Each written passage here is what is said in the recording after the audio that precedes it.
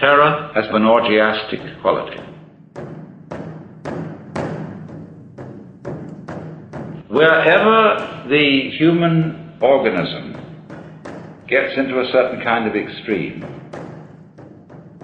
it starts an oscillating process going, just as it does in sexual orgasm. And that oscillating process will inspire in others an emotion which they cannot identify either as disgust or as lust. You don't know quite what it is. All those extreme situations, terror and, as we shall see more, response to pain, have an orgiastic quality. And they are therefore embarrassing because they conflict with our image of ourselves as in control, composed. In a way, you might not want to look at your own face in a state of complete sexual rapture. As a matter of fact, if you saw a photograph of your face, you wouldn't be able to tell whether you were in pleasure or in pain. It might be either.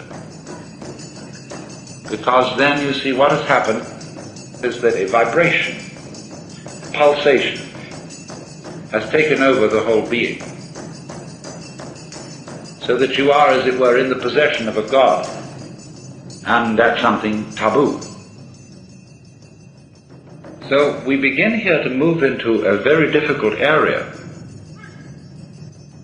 because a lot of people were beginning to say, this conversation is getting out of line because we're moving into what are normally called perverse experiences. And the two critical forms of perverse experience are sadism and masochism, where there is the association of pain and ecstasy.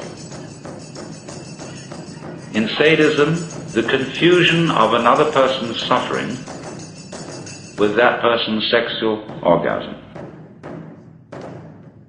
In masochism, the identification, or if you want to say confusion, of your own suffering with sexual orgasm. Now we say, well, that's pathological. That's absurd. But it exists. People do it all the time, both ways, and sometimes both together. And although this is generally put under the heading of pathology, the fact remains that we can still learn something from it. There's an important principle in there, somehow, somewhere.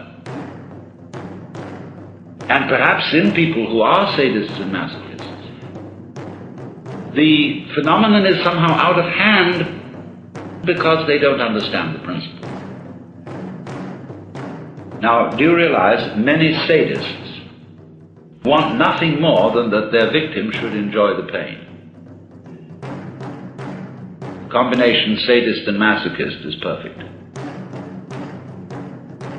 And many sadists would be quite reluctant if the victim really didn't like participating in this at all. Pain and the attendant convulsive behavior of the organism is associated with the erotic.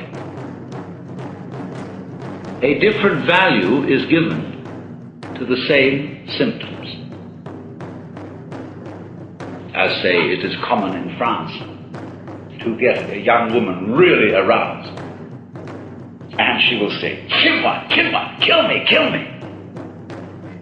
As if to go as far as you can in throwing yourself away to somebody else. Do anything you want to.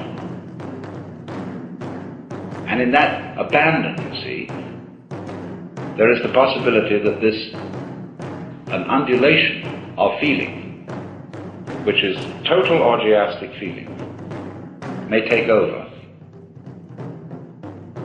And in that feeling, you see, you are one with what is happening, completely. And that's what everybody, as it were, finally aspires to. So, therefore, the masochist in particular is a person who has learned throughout life to defend himself against pain by eroticizing pain. Now, do you understand how, therefore, different valuations can be put on one and the same vibration?